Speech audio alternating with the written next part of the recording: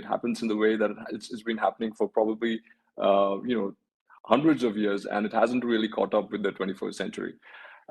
If you look at it today, the world faces quite a complicated situation. I mean, if you look at the food security reports by the UN, you will see that there's a need for actually doubling the amount of food production that we have by 2050 if you need to sustain and feed all the people that we will have by 2050. That's an enormous challenge. I mean, not just for India, but for the world as well. And India has a very specific role to play. I mean, as you rightly mentioned, and I think I'll take a little bit from everyone's conversation so far.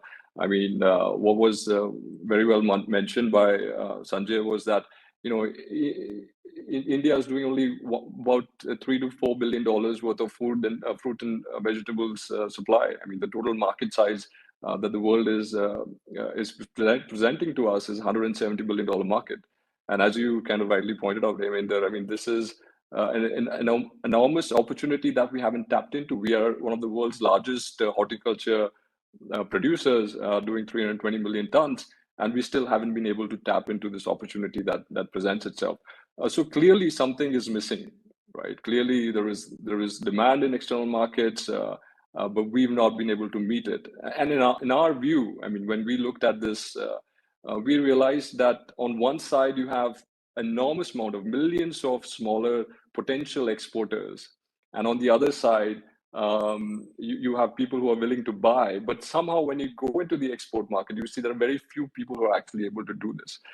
In our analysis, we've come across this number that almost 70% of international trade is dominated by less than 4,000 exporters. So this is what is happening, that people are not able to reach out to the other side and sort of make that connections happen. And there are multiple parts to the problem. I mean, like what Pablo mentioned in terms of quality issues and addressing that, and what Ajit mentioned in terms of actually being able to make that interconnection with a credible buyer on the other side.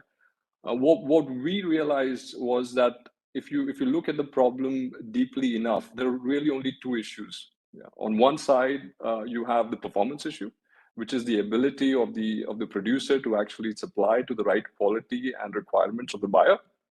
And on the other side, you have the ability to make sure that the buyer pays you. Right? So if the seller performs or the exporter performs, can you guarantee payment from the other side, from the buyer side? Essentially, I mean, this boils down to on the side of the supplier and the exporter. This boils down to effectively making sure that they're able to manage all the risks in the production that they're doing, making sure that the quality goods reach the buyer. And on the other side, it's essentially making sure that there is enough financing available for an exporter to be able to supply to a market like Europe. I mean, if you look at Europe, for example, which you mentioned was an untapped segment, it's an $800 billion import market. Every year Europe does $800 billion in food and agriculture imports. India's contribution to that is $4 billion, which is about 0.5%.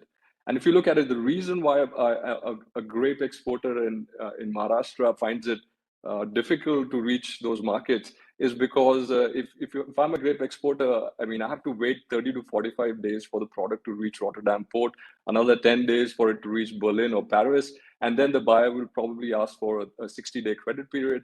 I'm talking about almost 120 days before I get paid. I mean, if I'm a small exporter, I mean, there's absolutely no way this is a profitable business for me, because I can't get my next consignment ready till I get paid. And there is virtually no bank who is willing to support me as an exporter. I mean, although it's a priority sector lending, and there is a clear push from the government to actually lend to these smaller food and agriculture producers, it's very difficult to understand whether, from a bank's perspective, and then Sanjay can vouch for that. I mean, we're working with Yes Bank right now to finance an SME for such a long working capital engagement that has to be financed.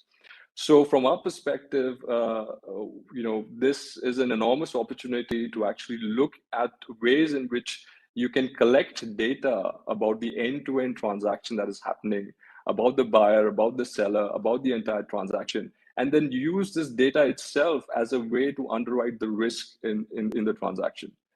So we look at this whole thing from the perspective of a banker or a financial institution, and what we want to be able to do is to be able to collect the data to both offset the key risks that exist in the trade, and to see how to make it more easily financeable from a financial institution's perspective.